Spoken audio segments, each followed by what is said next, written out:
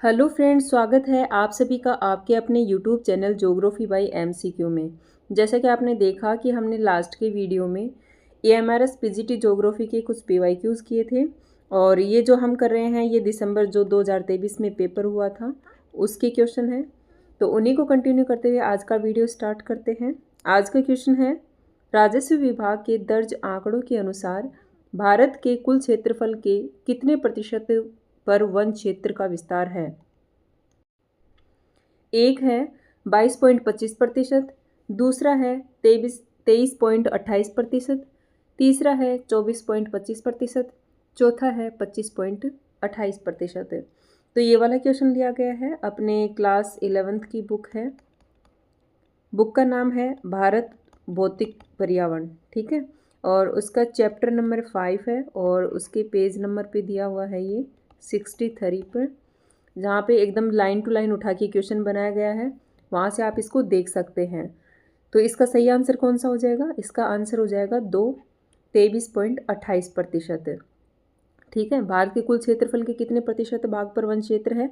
ये हो जाएगा 23.28% क्षेत्र पर। नेक्स्ट क्वेश्चन है, निम्नलिखित राज्यों में से कौन सा बाढ़ से सर्वाधिक प्रभावित है? पहला है उत्तर प्रदेश, दूसरा है मध्य प्रदेश, तीसरा है असम, चौथा है पंजाब।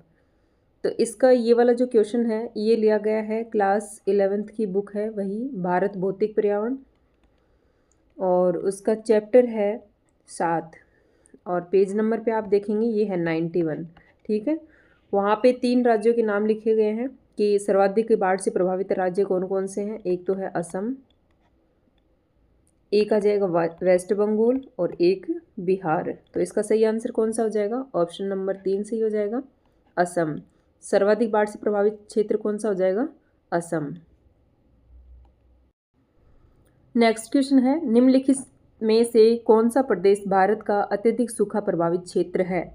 पहला है कर्नाटक का पठार, दूसरा है गुजरात का कच्छ क्षेत्र, तीसरा है आंतरिक ओडिशा, चौथा है मालवा का पठार।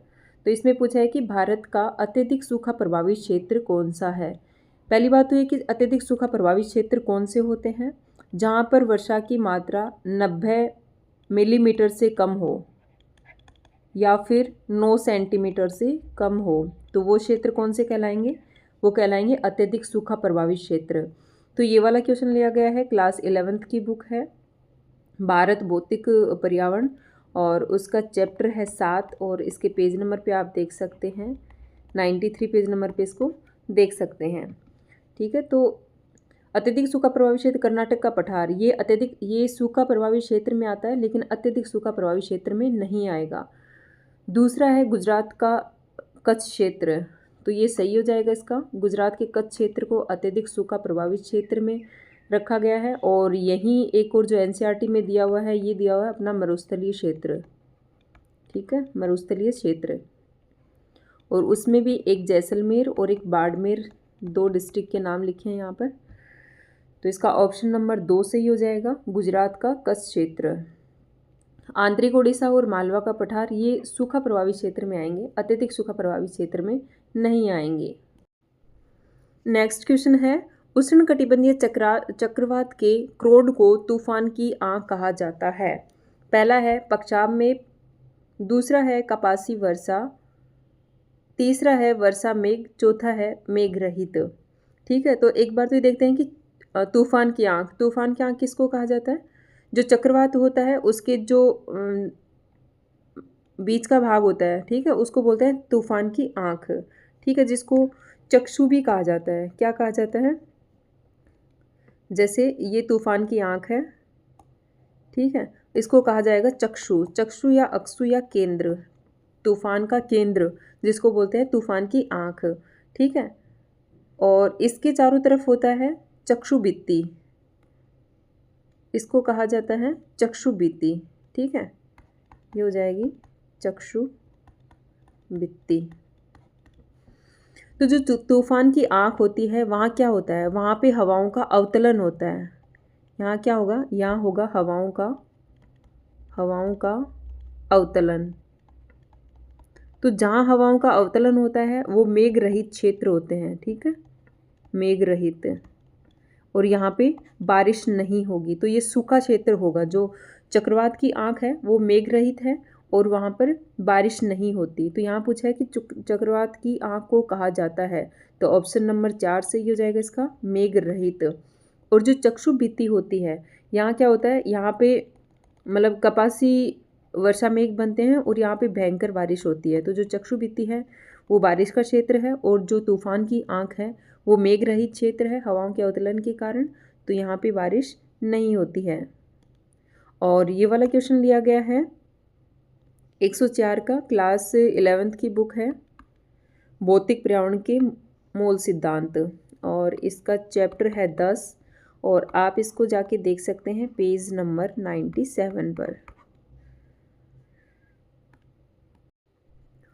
नेक्स्ट क्वेश्चन है, भूस्खलन के संदर्भ में पश्चिमी घाट के उच्च वर्षा तथा तीव्र ढाल वाले क्षेत्रों को वर्ग में रखा जाता है। पहला है कम सुभेद्यता क्षेत्र, दूसरा है मध्यम सुभेद्यता क्षेत्र, तीसरा है अत्यधिक सुभेद्यता क्षेत्र, चौथा है तीसरा है अधिक सुभेद्यता क्षेत्र, और चौथा है अत्यधिक सुभेद्यता क्षेत्र। तो इसमें पूछा है कि भूस्खलन के संदर्भ में पश्चिमी घाट के उच्च वर्षा और तीव्र ढाल वाले क्षेत्रों को किस में रखा जाता है। तो ये वाला क्वेश्चन लिया गया है अपने क्लास 11th की बुक है, भौतिक पर्यावरण के मूल सिद्धांत भारत, ठीक है, भौतिक पर्यावरण के मूल सिद्धांत, और इसका चैप्टर है 7, और इसको आप देख सकते हैं पेज नंबर 95 से, ठीक है। तो वहाँ दिया हुआ है अत्यधिक सूखा क्षेत्र, अत्यधिक, तो ये पश्चिमी घाट, यहाँ एक तो वर्षा की मात्रा अधिक होती है और यहाँ ये तीव्र ढाल वाले क्षेत्र हैं, ठीक है। तो ये वाले आ जाएंगे अत्यधिक सुभेद्यता क्षेत्र में, ठीक है। अत्यधिक सुभेद्यता क्षेत्र में और किसको इसको लेंगे, जो हिमालय का पार्ट है पूरा, हिमालय श्रृंखला वाला, वो आ जाएगा, क्योंकि यहाँ पे अत्यधिक वर्षा और तीव्र ढाल के कारण क्या होता है, यहाँ भूस्खलन होते हैं। और जो नॉर्थ ईस्ट वाला एरिया है, ठीक है, और जो भूकंप क्षेत्र हैं या फिर जहाँ मानवीय गतिविधियाँ अधिक होती हैं, वो वाले सब क्षेत्र किस में आ जाएंगे, अत्यधिक सुभेद्यता क्षेत्र में। नेक्स्ट क्वेश्चन है, एक मानचित्र पर क्षेत्रफल द्वारा मापा जाता है। पहला है रोटामीटर, दूसरा है क्लाइनोमीटर, तीसरा है प्लेनीमीटर, चौथा है एनीमोमीटर। तो ये तो इजी सा क्वेश्चन है कि एक मानचित्र का क्षेत्रफल किसके द्वारा मापा जाता है। ऑप्शन 3 सही हो जाएगा इसका, प्लेनीमीटर, ठीक है। और ये वाला क्वेश्चन लिया गया है 106 क्लास 11th की बुक है, प्रैक्टिकल की बुक है, और उसका पेज नंबर 14, जहाँ से आप इसको देख सकते हैं। ये पेज नंबर अलग अलग बुक में अलग अलग हो सकते हैं, क्योंकि नई पुरानी बुक में पेज थोड़ा सा चेंज हो जाता है, तो आप इसको आगे पीछे कहीं देख सकते हैं। ऑप्शन 3 सही हो जाएगा इसका, प्लेनीमीटर। इसका देख लेते हैं कि रोटामीटर, रोटामीटर क्या है। रोटामीटर है कि इसमें जो पाइपों में गैस या कोई तरल पदार्थ बहता है, तो उनके आयतन की प्रवाह दर, वो क्या होगी, रोटोमीटर। और क्लाइनोमीटर में क्या मापा जाता है कि किसी वस्तु या सतह के झुकाव या ऊंचाई का मापन किस में किया जाता है, क्लाइनोमीटर में। और एनीमोमीटर में क्या किया जाता है, हवा की गति को मापा जाता है, ठीक है।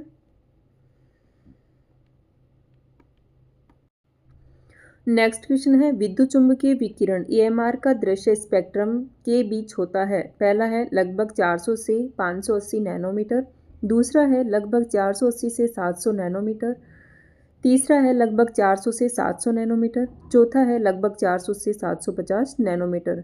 तो ये जैसा क्वेश्चन है, ये वाला क्वेश्चन आया है अपने क्लास 12th की प्रैक्टिकल की बुक है, ठीक है। उसका एक चैप्टर दिया हुआ है रिमोट सेंसिंग वाला, जिससे जहाँ से आप इसको देख सकते हैं। तो विद्युत चुम्बकीय विकिरण का दृश्य स्पेक्ट्रम कितना है, ऑप्शन नंबर 3 सही हो जाएगा इसका, लगभग 400 से 700 नैनोमीटर, और कभी कभी इसको 0.4 से 0.7 भी लिखा हुआ आता है। नेक्स्ट क्वेश्चन है, जब अधिक ऊंचाई वाले क्षेत्रों में समोच्च रेखाएं नज़दीक हों और निम्न ऊंचाई वाले क्षेत्रों में उत्तरोत्तर दूर दूर हों, तो इसका प्रतिफल होता है। पहला है अवतल ढाल, दूसरा है उत्तल ढाल, तीसरा है खड़ी ढाल, चौथा है मंद ढाल, ठीक है। इसमें पूछा है कि जब अधिक ऊंचाई वाले क्षेत्रों में समोच्च रेखाएं नज़दीक हों, ठीक है, अधिक ऊंचाई वाले क्षेत्रों में क्या हो जाएंगी, समोच्च रेखाएं पास पास हो जाएंगी, निम्न ऊंचाई वाले क्षेत्रों में दूर दूर। तो इसका प्रतिफल क्या होगा? पहली बात तो ये कि समोच्च रेखाएं क्या होती हैं? समोच्च रेखाएं होती हैं समान ऊंचाई पर मिलाने वाली रेखाएं, समान ऊंचाई को मिलाने वाली रेखाएं। ठीक है, ये क्या हो जाएंगी? समोच्च रेखाएं। तो ये वाला क्वेश्चन पूछा है क्लास 12th की प्रैक्टिकल की बुक है, क्लास 12th की प्रैक्टिकल बुक है और उसका चैप्टर है 4, जहाँ से आप इसको देख सकते हैं। तो समोच्च रेखाएं क्या हैं? ये तो हो गया कि समान ऊंचाई को मिलाने वाली रेखाएं क्या कहलाती हैं? समोच्च रेखाएं कहलाती हैं। तो ऊंचाई वाले भागों में समोच्च रेखाएं अगर पास पास होती हैं तो इसका मतलब होता है वहाँ पे ढाल अत्यधिक तीव्र है, और अगर समोच्च रेखाएं दूर दूर हों तो इसका मतलब ढाल मंद ढाल वाला है। तो इसमें पूछा है अधिक ऊंचाई वाले क्षेत्रों में समोच्च रेखाएं नज़दीक और निम्न ऊंचाई वाले क्षेत्रों में उत्तरोत्तर दूर दूर हैं, तो इसका ऑप्शन पहला सही हो जाएगा, अवतल ढाल इसका प्रतिफल हो जाएगा। अगर ये ही क्वेश्चन इसके विपरीत पूछे, इसका उल्टा पूछे कि जब ऊंचाई वाले क्षेत्रों में समोच्च रेखाएं दूर दूर हों और निम्न ऊंचाई वाले क्षेत्रों में ये पास पास हों, तो इसका प्रतिफल क्या हो जाएगा? फिर इसका प्रतिफल कर देंगे हम उत्तल ढाल। नेक्स्ट क्वेश्चन है विस्तृत आधार एवं संकीर्ण शिखर वाला आयुलिंग पिरामिड का है? पहला है ऑस्ट्रेलिया, दूसरा है नाइजीरिया, तीसरा है जापान, चौथा है फ्रांस। इसमें कहा है कि अगर उस जिसका संकीर्ण आधार विस्तृत आधार हो, मतलब आधार इसका विस्तृत हो गया और जो शीर्ष है वो संकीर्ण हो गया, मतलब ऐसे। ठीक है, तो वो वाला पिरामिड कौन सा हो जाएगा? आधार चौड़ा, इसका मतलब यहाँ पे जो युवा जनसंख्या है, बच्चों की संख्या अधिक है, और संकीर्ण शिखर का मतलब होता है यहाँ पे जो वृद्धजन है उनकी संख्या कम है। तो इस प्रकार के जो पिरामिड बनते हैं आयुलिंग पिरामिड, वो अल्प विकसित देशों में देखने को मिलते हैं, अल्प विकसित देशों में देखने को मिलते हैं। तो यहाँ क्या हो जाएगा? ऑस्ट्रेलिया। ऑस्ट्रेलिया अल्प विकसित देश नहीं है, ये विकसित देश है। ठीक है, तो पहला ऑप्शन इसका गलत हो जाएगा। दूसरा है नाइजीरिया, तीसरा जापान, ये भी विकसित में आ जाएगा, फ्रांस भी विकसित में आ जाएगा। तो ये 3 ऑप्शन नहीं होंगे, इसका आंसर 2 सही हो जाएगा, नाइजीरिया। ठीक है, नाइजीरिया क्या है? ये अल्प विकसित देशों में आता है। ऑस्ट्रेलिया है, ऑस्ट्रेलिया में किस प्रकार का आयुलिंग पिरामिड बनता है? यहाँ बनता है घंटी के आकार का। ठीक है, घंटी के आकार का। एक है जापान, जापान में किस तरह का बनता है? यहाँ बनता है संकीर्ण आधार और सुंडाकार शीर्ष। कैसा होता है इसका आधार? कैसा हो जाएगा? संकीर्ण आधार, और शीर्ष कैसा आ जाएगा? सुंडाकार। ठीक है, तो इसका मतलब क्या होता है? इसका मतलब होता है कि यहाँ पे जन्म दर और मृत्यु दर दोनों ही निम्न है, यानी निम्न मृत्यु दर और निम्न जन्म दर। तो इससे क्या होगा? यहाँ की जनसंख्या या तो ऋणात्मक वृद्धि दर होगी या फिर ऋणात्मक होगी, या फिर वृद्धि दर शून्य हो जाएगी। ठीक है, या तो शून्य हो जाएगी या फिर नेगेटिव में चली जाएगी। ठीक है, तो ये आपको अच्छे से समझ में आ गया होगा कि जिनका आधार विस्तृत होता है और शीर्ष संकीर्ण होता है वो अल्प विकसित देशों में इस प्रकार के आयुलिंग पिरामिड पाए जाते हैं। तो इसका आंसर नाइजीरिया हो जाएगा। ऑस्ट्रेलिया में घंटी के आकार के और जापान में संकीर्ण आधार और शीर्ष सुंडाकार। ठीक है, और ये वाला क्वेश्चन अपना लिया गया है क्लास 12th की बुक है, मानव भूगोल के मूल सिद्धांत, और इसका चैप्टर है 3, और आप इसको देख सकते हैं पेज नंबर 17 से। नेक्स्ट क्वेश्चन है मैक्सिको की खाड़ी से उत्तर पूर्वी राज्यों को भेजने के लिए बिग इंच का प्रयोग किया जाता है। पहला है प्राकृतिक गैस, दूसरा है जल, तीसरा है पेट्रोलियम, चौथा है दूध। तो जो यूएसए में, मैक्सिको की खाड़ी कहाँ है? यूएसए में। तो यूएसए में क्या होता है कि उत्तर पूर्वी राज्यों को क्या भेजने के लिए बिग इंच पाइपलाइन का प्रयोग किया जाता है? तो यहाँ किया जाता है पेट्रोल। ठीक है, पेट्रोल भेजने के लिए किसका किया जाता है? बिग इंच पाइपलाइन का प्रयोग किया जाता है। ये वाला क्वेश्चन लिया गया है अपने क्लास 12th की बुक है, मानव भूगोल के मूल सिद्धांत। ठीक है, और उसका चैप्टर है 8, और इसको आप देख सकते हैं पेज नंबर 76 से। ठीक है, और एक है दूध।